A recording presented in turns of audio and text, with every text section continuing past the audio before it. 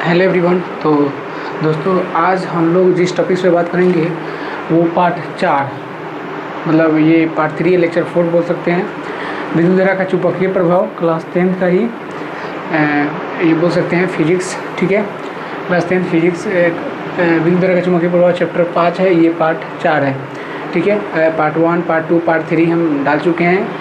10 minute और 13 minute का कुछ वीडियो है, बहुत ईजी तरीके से आपको समझाया गया है, बस आप देख सकते हैं। बहुत ही कम देर का वीडियो है और यहाँ पे ये पार्ट 4 है। ठीक है ना, इसमें हम लगभग 5 टॉपिक्स क्लियर करेंगे। ठीक है, किसमें?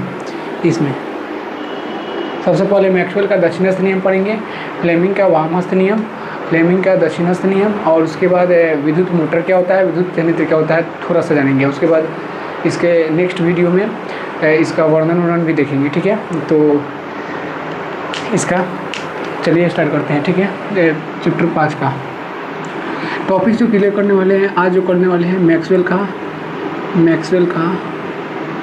दक्षिण हस्त नियम। लघु में पूछने का ऐसा होना ज़्यादा होता है, पूछ भी सकता है हस्त नियम क्या है। ठीक है ना, इसको सेकेंड फ्लेमिंग का वाम हस्त नियम। वाम हस्त नियम का मतलब हुआ कि बाएं हाथ का नियम। ठीक है ना, बाएं हाथ का नियम क्या होता है। ठीक है, उसके बाद फ्लेमिंग का दक्षिण बोले वाम, दक्षिणास्थ नियम। ठीक है, नियम क्या है। ठीक है, चौथा पढ़ेंगे कि विद्युत मोटर क्या होता है, थोड़ा सा जानेंगे विद्युत मोटर के बारे में। और उसके बाद 5 नंबर में जानेंगे विद्युत जनित्र के बारे में। ठीक है, तो कितना टॉपिक्स हुआ? 5 हुआ। ठीक है ना, ये ज़्यादा मिनट का वीडियो नहीं होगा और बस आपको समझा दिया जाएगा अच्छा तरीके से। देखो मैक्सवेल का दक्षिणास्थ नियम क्या बताए थे। ठीक है ना, चलिए स्टार्ट करते हैं मैक्सवेल का दक्षिणास्थ नियम से। ठीक है, देखिए मैक्सवेल का दक्षिणास्थ नियम क्या होता है। जैसे कोई धारावाही हम चालक लेते हैं या तार लेते हैं, यहाँ मानते हैं धारावाही चालक। ठीक है, तार बोल सकते हैं। यहाँ से विद्युत धारा प्रवेश कर रहा है अंदर की ओर। ठीक है ना, विद्युत धारा। ठीक है, नीचे से ऊपर की ओर। ठीक है ना, नीचे से कहाँ पे? ऊपर की ओर। क्या किए? एक मुट्ठी लिए, मुट्ठी से दक्षिणास्थ नियम के अनुसार मुट्ठी लिए, यहाँ मुट्ठी से इसको पकड़े हुए हैं। ठीक है ना, ऐसे यहाँ पे अंगूठा एक बना दिए। ठीक है, यहाँ पे ऐसे करके पकड़े हुए हैं। ठीक है, यहाँ देखिए ऐसे ईंट डालते हैं।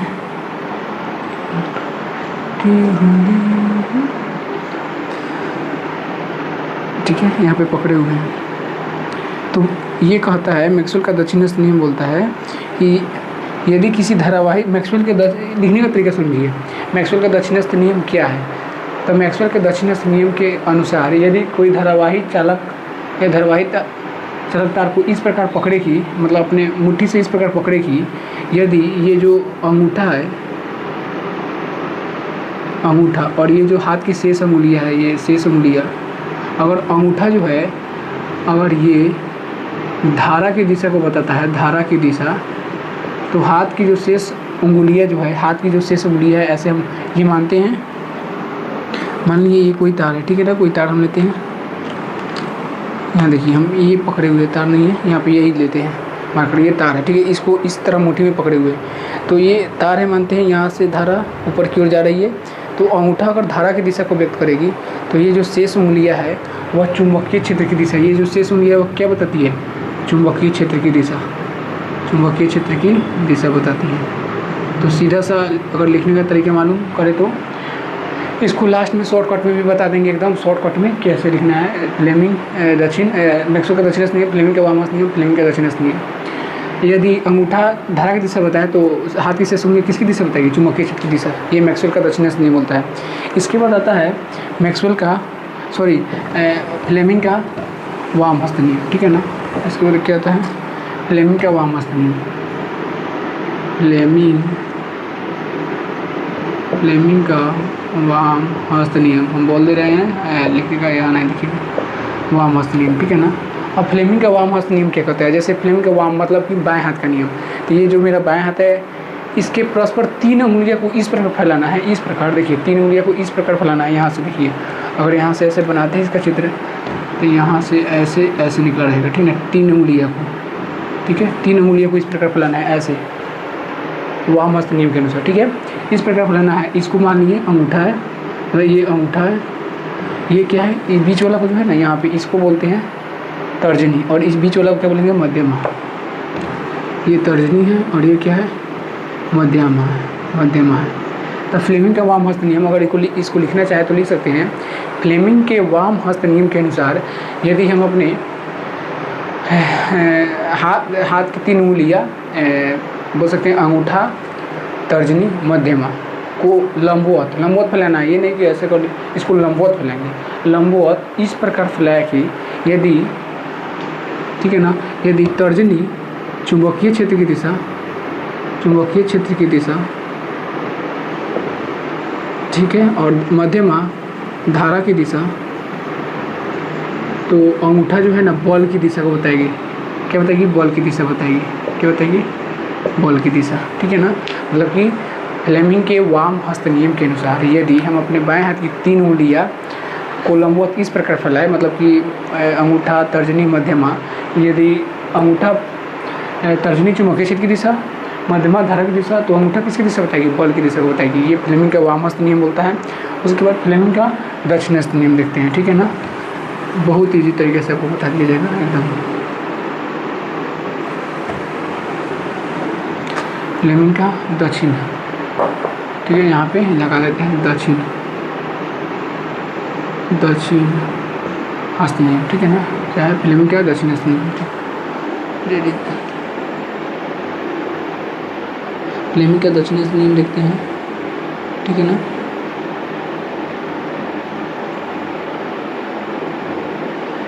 ठीक है, यहाँ देखिए, ये हम बनाए थे क्या, वाम हस्त नियम। अब दक्षिण हस्त नियम बनाते हैं, तो दक्षिण हस्त नियम ऐसे, यहाँ से, यहाँ देखिए ऐसे, इसको ऐसे पकड़ के, ठीक है ना। तो यहाँ से अगर बनाते हैं तो ऐसे,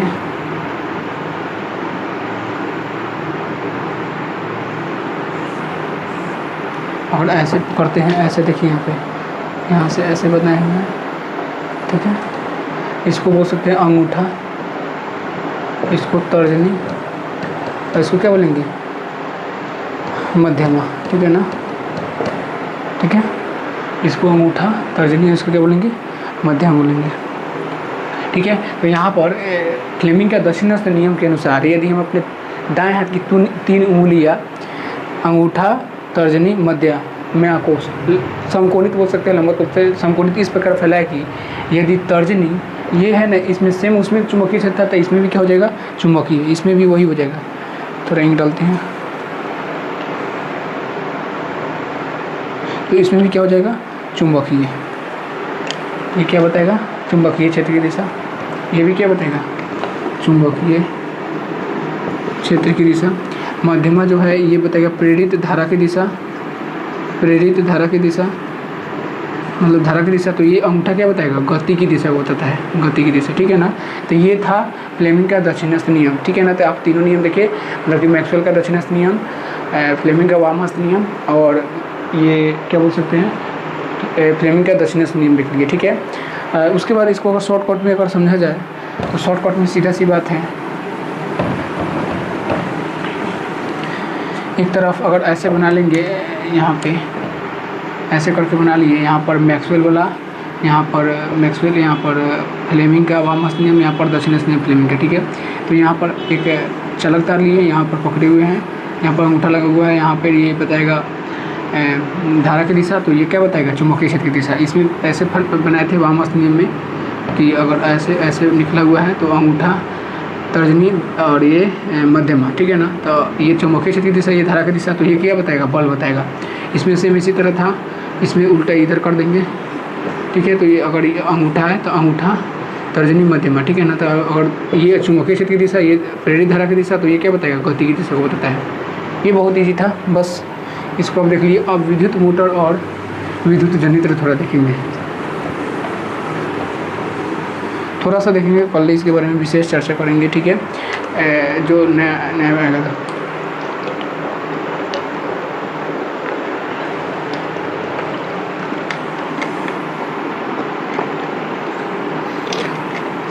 विद्युत मोटर और विद्युत जनित्र के बारे में, ठीक है ना।